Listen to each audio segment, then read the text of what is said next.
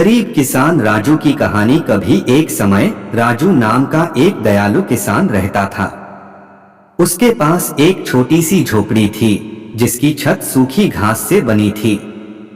राजू बड़ा ही गरीब किसान भी था, पर उसने अपनी गरीबी से कभी हिम्मत नहीं हारी थी। राजू अपने खेतों में बहुत मेहनत किया करता था। उसकी मेहनत से ही इस साल उसका खेत सब्जियों से भरा हुआ था। मोटे लाल टमाटर, कुरकुरी हरी बीन्स और चमकदार बैंगनी बैंगन। राजू हर दिन बहुत मेहनत करता था, अपने पौधों को सींचता था और घास निकालता था। लेकिन इस साल बारिश के बादल लुकाछिपी खेल रहे थे। सूरज एक विशाल गर्म दीपक की तरह चमकता था, जिससे जमीन सूख जाती थी और सब्जियां प्यासी हो जाती थीं। राजू चिंतित था। बारिश के बिना उसकी सब्जियां नहीं उग पाएंगी और उसके पास बाजार में बेचने के लिए पर्याप्त फसल भी नहीं होगी। वह अपनी छोटी बेटी रानी के लिए नए जूते या मीठे जलेबी, तले हुए आटे का नाश्ता नहीं खरीद पाएगा। एक सुबह राजू उदास महसूस कर रहा था।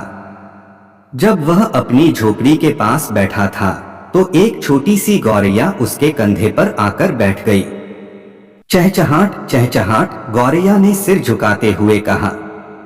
मुंह लटकाए क्यों बैठे हो राजू? राजू हैरान था। एक बोलने वाली गौरैया?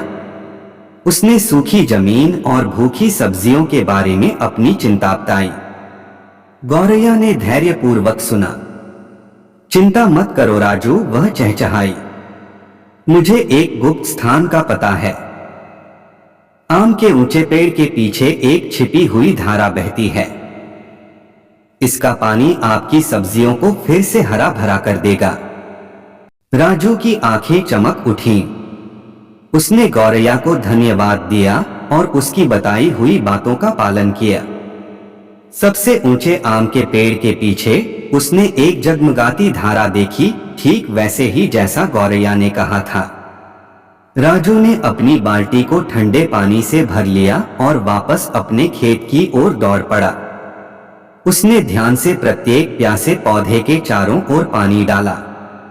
सब्जियां खुशी से चहकती हुई लग रही थीं, उनकी पत्तियां चमकीली हरी हो गईं।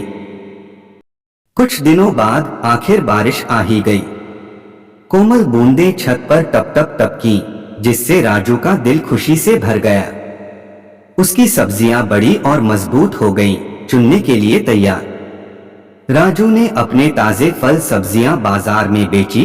उसकी मुस्कान सूरज की तरह चमक रही थी। उसने रानी के लिए नए जूते और जलेबियों का एक बड़ा डिब्बा खरीदा।